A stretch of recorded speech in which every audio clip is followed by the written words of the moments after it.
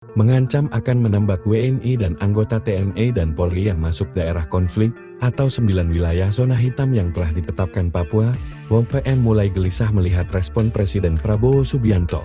Sebab, sehari setelah Sebi dengan bangga mengumumkan menembak 11 penambang dan 5 diantaranya TNI yang menyamar, 6 jenderal langsung menggelar rapat khusus, yakni Menko Polkam Jenderal Purnawirawan Budi Gunawan, Mendagri Jenderal Purnawirawan Tito Karnavian, Kepala BIN Letnan Jenderal Purnawirawan Muhammad Harindra, Panglima TNI Jenderal Agus Subianto, Kapolri Jenderal Polisi Listio Sigit Prabowo, dan KSP Amputranto. Diketahui, 4 jenderal senior yang berpengalaman di bidang reserse, intelijen dan anti-teror, serta 2 jenderal aktif yang mengendalikan jutaan pasukan ini benar-benar turun tangan.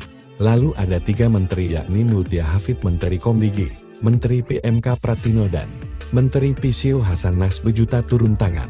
Budi Gunawan mengatakan, fokus utama tindakan mereka mengevakuasi korban dan mengantarkannya hingga ke rumah keluarga, meningkatkan pengamanan di 36 pos titik rawat, memulangkan warga yang mengungsi, lalu mengejar para pelaku dan penegakan hukum, menutup ruang gerak OPM, dan melakukan pembangunan fasilitas penting di Papua. Pemerintah berkomitmen terus meningkatkan kesejahteraan masyarakat di Papua dan tidak memberikan ruang bagi para pelaku teror, serta terus melakukan penegakan hukum kepada pihak-pihak yang terlibat, tutupnya.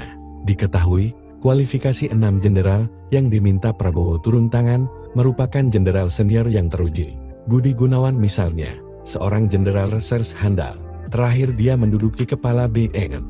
Lalu Jenderal Tito Karnavian merupakan peraih Adi Makayasa dan akhir anti-teror membongkar banyak kasus teroris. Lalu Letnan Jenderal Muhammad Harindra adalah jenderal perah Adi Makayasa Akmil, ahli intelijen, jenderal Kopassus yang handal dan ahli tempur di wilayah hutan. Lalu ada Amputranto, jenderal TNI ahli tempur yang sudah teruji dalam berbagai tugas saat masih aktif, sementara 2 jenderal aktif Jenderal Agus Subianto dan Jenderal Listio Sigit Prabowo yang mengendalikan anggota TNI dan Polri. Menanggapi ini, Jubiro PM Sebi Sambo menunjukkan kepanikannya dengan mengirim ancaman akan menembak pesawat TNI, menembak WNI dan anggota TNI Polri. Alasannya mengirim ancaman karena TNI mulai mengirim pasukan di Yahukimo dan Intan Jaya, serta wilayah zona hitam kekuasaan OPM.